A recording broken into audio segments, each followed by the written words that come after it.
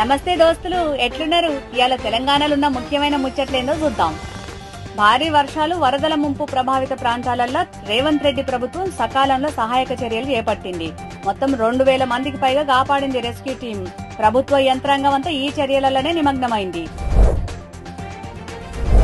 భారీ వర్షాలు, వరదల ప్రాంతాలలో చేపడుతున్న సహాయక చర్యలపై సీఎం రేవంత్ రెడ్డి నిరంతరం సమీక్ష జరుపుతున్నారు.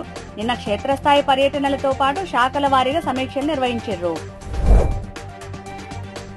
2036 నాటికి హైదరాబాద్ లో ఒలింపిక్స్ నిర్వహించాలనే లక్ష్యంతో రేవంత్ సర్కార్ పనిచేస్తున్నది. గతంలో ఎన్నడూ లేని రీతిలో 16 రెట్లు స్పోర్ట్స్ బడ్జెట్ ను పెంచింది. హైడ్రా చేపడుతున్న పనుల్ని ప్రశంసించింది తెలంగాణ హైకోర్టు. రామ్నగర్ లో ఆక్రమణల్ని తొలగించిన అంశం మీద విచారణ చేపట్టిన సందర్భంగా హైదరాబాద్ కు, భవిష్యత్ తరాలకు హైడ్రా వంటి సంస్థ చాలా అవసరమని అన్నారు జడ్జి జస్టిస్ వినయ్ సేన్ రెడ్డి.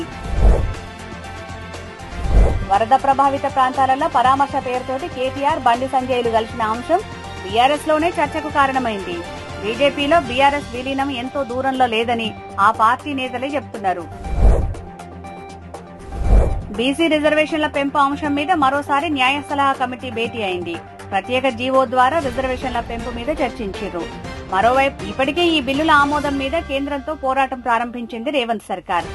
ఇక ఈయుల్లా తెలంగాణలో ఉన్న ముఖ్యమైన ముచ్చట్లు. మళ్ళా మంచి ముచ్చట్లతోటి మళ్ళా రేపు కలుద్దాం.